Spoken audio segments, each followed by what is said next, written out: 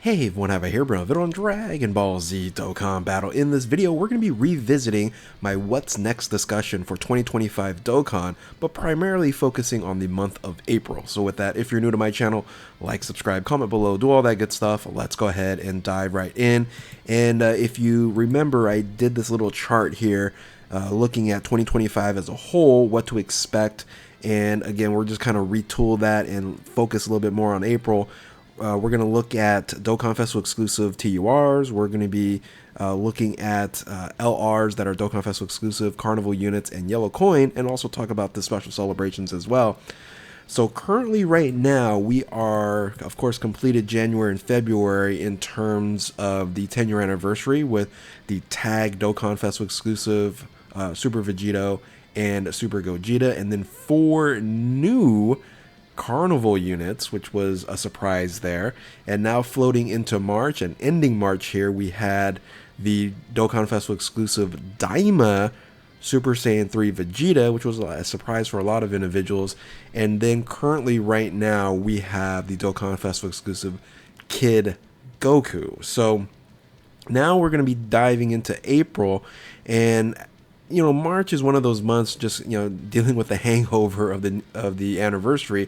It is kind of slow, but in April is going to be stacked. April through May is going to be very, very stacked. So let's take a look at what's going to be happening in April. So what's going to be happening in April is the early April. We're going to have a new Dokkan Festival exclusive that we should know what that unit is in probably a couple days, probably 2 days from now. And that's also going to be celebrating the April Fool's celebration as well. And then after, or part 2 of that celebration, you're going to get our first Yellow Coin LR for the year. And that is the first Yellow Coin LR. Unless, this is something of a theory here, they get rid of Yellow Coin LRs in general and just do Carnival featured LRs from here on out. So we'll see how that goes, or they're going to continue Yellow Coin LRs. It would be very interesting to see what they end up doing in terms of the next generation Yellow Coin LRs. Because right now with the dual 150% leaders, they need to be much better than they are currently. And it'll be exciting to see what the first Yellow Coin LR is going to look like. Now, including April, so April isn't over with just the Dokkan Festival exclusive and a Part 2 LR. At the end of April, we're going to be celebrating Golden Week. So Golden Week is a dual Dokkan Festival exclusive celebration. I don't think they're going to ramp that up and provide us like a dual LR, like dual Dokkan Festival exclusive LRs. I think they're just going to stick with the TURs for the time being, just like basically what they've been doing here in March. So that makes a lot of sense for them to just keep that as TURs. So this is a heavily packed month with 3 Dokkan Festival exclusive TURs, and then 1 Yellow Coin LR is what we should expect from that month. Now, of course, while looking at that month, what are we expecting, right? So a little bit of a kind of stroll down memory lane here in the last 4 years of Dokkan Festival exclusives that is going to be provided for us right in the beginning of April here. Last year was God Topo. The year before that was Berserk Kale. Then you have Raditz, and then it was STR Videl. If you look at a pattern here, the last 3 years have been technically enemies, right? We got 1 extreme class unit, but these are like enemies of our heroes. And then Videl was just kind of like randomly placed here. It was one of these units that I wouldn't say dead on arrival, but wasn't all that great when it came in. Really, any of these really lasted too long as like good units that you want to use. I think Topo for sure was a much better unit than a lot of people gave it for, but he was definitely special, a special design in terms of the usual things that we got in the first Dokkan Festival exclusive in April. Now, again, after the April Dokkan Festival exclusive, we end up getting the first Yellow Coin LR. So the Yellow Coin LRs that we ended up getting, weren't very good at all. So the first one, let me dive into this here. And sorry, I don't know if you noticed when I moved into this slide here, I made a mistake. I had Omega Shenron here, not Captain Ginyu, which this was actually Captain Ginyu as the Part 2 LR here. So some of you probably caught that. You're like, wait a minute, he was a Carnival unit. You're right. I should have had Ginyu here. Anyway, so kind of going back into the Yellow Coin LR here. So these were the Yellow Coin LRs that ended up dropping in the last 4 years. I would say 2 years kind of connected with each other. This was like special pose. And actually, you know what? Really, the only year was this year that they had a connection. It's not much of a connection here, not much of a connection here. This was a category connection in special pose. So we really shouldn't expect a something that's a Yellow Coin LR connect with the first Dokkan Festival exclusive in April. So just kind of keep that in mind when thinking about what other units that we might end up getting and if it's going to be connected on there.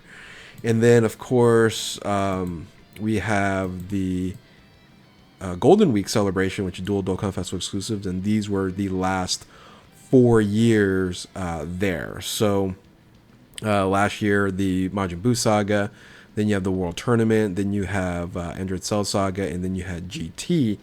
If you even look back, it's just all random, right? We just never know what we end up actually getting. However, there are some clues and some ideas that we might think about in terms of what the celebration may be, or maybe even what these units, the beginning of April Dokkan Festival exclusive units might actually end up looking like. And that's based off of, well, we have 1, 2, 3 of these units already down here 4 years ago that have already EZA'd.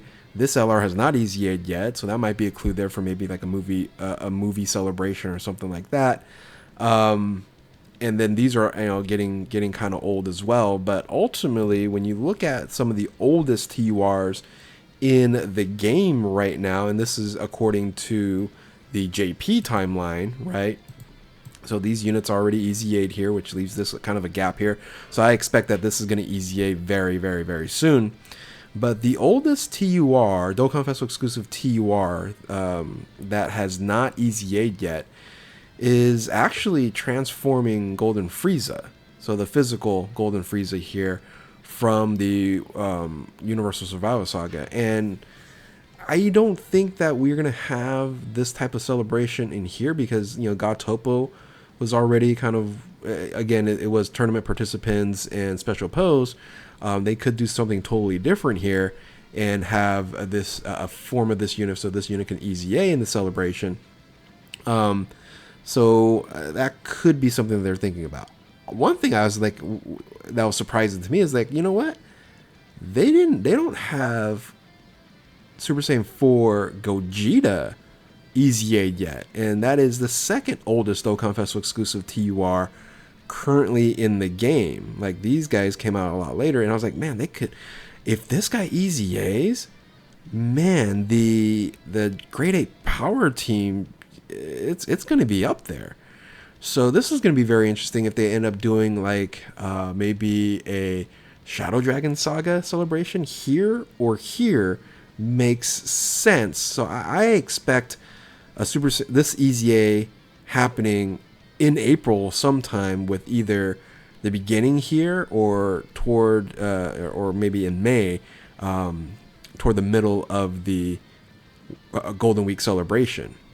I think another popular option a lot of people are thinking about here as well is the PyCon and Janemba dual Dokkan Festival, dual Dokkan Festival exclusives from, I believe this was the New Year celebration of 2020. These could be also celebration. It makes a little bit of sense in terms of maybe a movie celebration and this EZAing here. Could they just make movie heroes even better once again? Possibly, and they have another movie boss here. I wouldn't mind this either. So what I would hope, let's talk about what I would wish for, right?